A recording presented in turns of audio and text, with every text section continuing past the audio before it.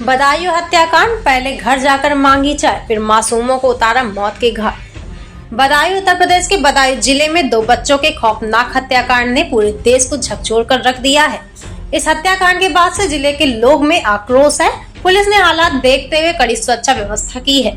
बच्चों का हत्यारा साजिद को पुलिस ने एनकाउंटर में मार गिराया है। लोगों के मन में सवाल है कि आखिर क्या मामला था। साजिद ने मासूमों की खौफनाक तरीके से हत्या करने से पहले एक बार सोचा भी नहीं। आखिर घर में घुसकर साजिद हत्या कैसे कर पाया।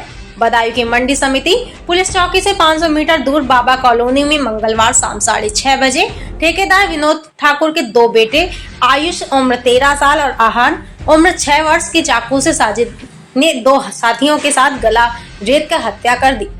साजिद और विनोद एक दूसरे को पहले से जानते थे। दोनों में कोई पुराना आपसी विवाद चल रहा था। साजिद ने विनोद के घर जाकर पहले उनके घर वालों से चाय बनाने के लिए कहा। इसके बाद साजिद ने विनोद के तीनों बच्चे आयुष, आहान और पीयूष पर छत पर जाकर धारदार हथियार से हमला शुरू कर दिया।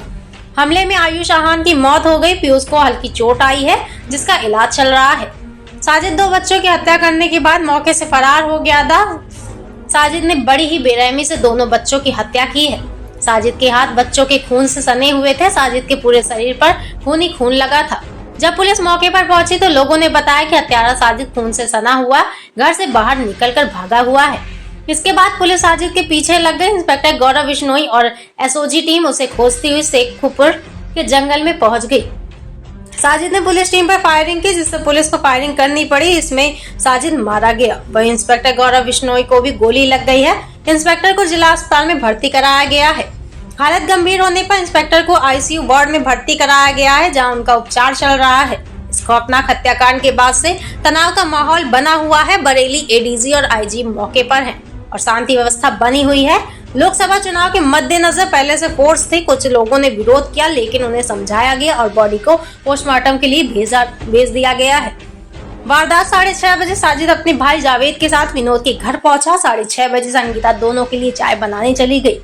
6:40 पर साजिद पहली मंजिल पर विनोद की मां से मिला। 6:45 पर साजिद विनोद के बेटे आयुष और आहान को लेकर छत पर चला गया।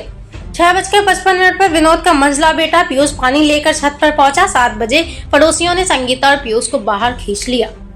आक्रोश 7:30 बजे से भीड़ जुटनी शुरू हुई। 7:45 पर गुस्साए लोग मंडी समिति पुलिस चौकी पहुंचे। 7:50 पर पुलिस चौकी के बाहर रखी कुर्सियों में तोड़ाफोड़ हुई। 8 बजे चौकी के आसपास खोखों में तोड़फोड़ कर आग लगाई गई। कार्रवाई 8:15 पर जिले भर की फोर्स पुलिस चौकी पहुंची। 8:25 पर एसएसपी और डीएम घटना स्थल पर पहुंचे। 8:35 तक होती रही नोकझोंक। अर्धसैनिक बल पहुंचा। 9 बजे आयुष और आहान के शव निकाले गए। फोर्स घटना स्थल से लौटा। 9:37 पर साजिद की दुकान का शटर तोड़कर सामान निकाला और आग लगा दी गई। 9:45 पर अर्धसैनिक बल और पुलिस फोर्स घटना स्थल पर लौटी। 9:45 पर फायर ब्रिगेड पहुंची। आग बुझाई गई। बच्चों के पिता विनोद ठाकुर ने आईजी राकेश सिंह समेत पुलिस प्रशासन से कहा कि जिस साजिद को मुठभेड़ में मार गिराया है उसको दिखाओ। अगर नहीं दिखाया तो वह परिवार के साथ दिन निकलते ही आत्मदाह कर लेगा। पुलिस ने यह बात सुनकर विनोद को साजिद का शव दिखाने का आश्वासन दिया है। देर रात चौराहे पर बच्चों की मां और दादी बैठ गए हैं और साजिद की लाश दिखाने की मांग कर रहे हैं।